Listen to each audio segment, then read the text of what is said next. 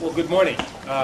Apologize for keeping you all a little later than maybe you expected, but the reason that happened is because I wanted to see firsthand all the good things that are happening here at Youth Uprising. What I saw here today, I think in some ways was eye-opening and extremely optimistic. I think Olive Simmons is doing a great job here. The support of the California Endowment is obviously critical. And what I saw here was an attempt by a community to reach out to youth who are in need. And I saw some very positive outcomes. I think some really innovative attempts to try to deal with the problems that not only afflict this community, this city, but things that I see all around the country as Attorney General. But I heard about this place. And that's one of the reasons why I wanted to come here and see this firsthand. One of the things I think that we learned from the effort here is that we have to break through the silos that too often government finds itself in. Too often we have the Justice Department doing one thing, the Department of Health and Human Services doing another, Department of Labor, Department of Education. We have to break through those barriers and come up with comprehensive, holistic solutions to the problems that affect our communities. And so I think this is a perfect example of what we need to be doing around the country. I've taken a lot of notes.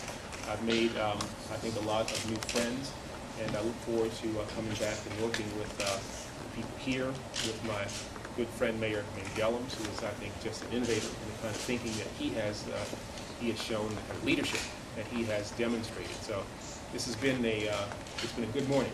And as I'll be flying back on the plane in Washington, D.C., I'll be reviewing my notes and making contacts with people. And this administration is committed to these kinds of efforts, and we will do the best that we can to support them and leave as hopefully one of the legacies of the Obama administration, commitment to our cities, to our communities, and the betterment of those places.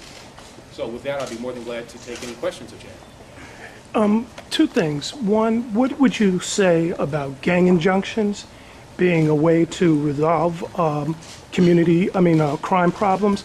And also, what about the relationship between the community and the police? Oftentimes people are fearful of the police and they don't want to cooperate, which oftentimes allows crime to go unchecked. And that's a critical part of this. We have to understand that one of the things we say in the Obama administration is that we don't want to get tough on crime. We want to get smart on crime. And that necessarily means building relationships and building trust between law enforcement and the communities that law enforcement is supposed to serve.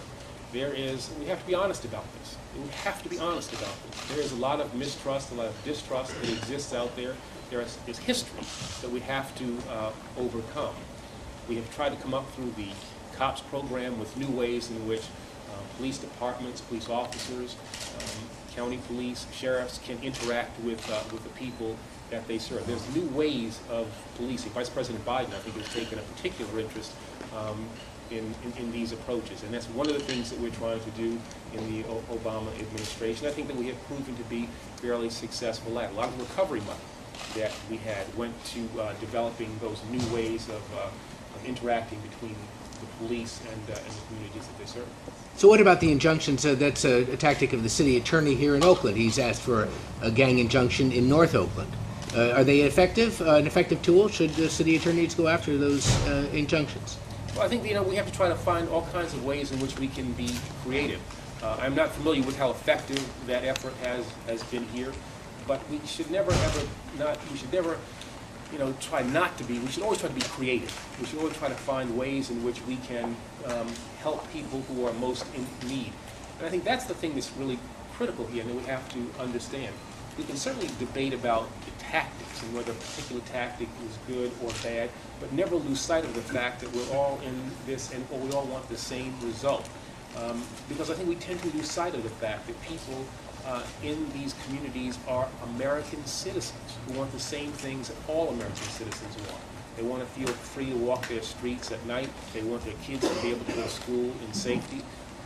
They want schools that educate. They want to have the opportunities to get jobs. And so we'll talk about tactics and we'll debate about what those tactics are. And we'll try things that might not work, some things that will. This is an administration that is dedicated to being as creative as we possibly can be. California is considering legalizing marijuana. Is that the type of creative effort that you'd like to see in the states, and why?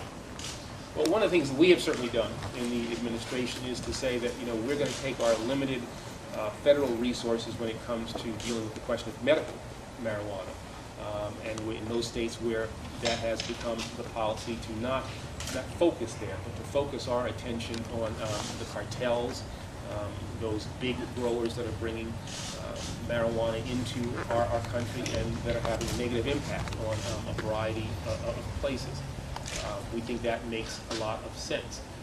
I'm not sure that legalization, quite frankly, is necessarily the way to go. I think the limited response, the limited movement that we have made when it comes to medical marijuana is perhaps as far as we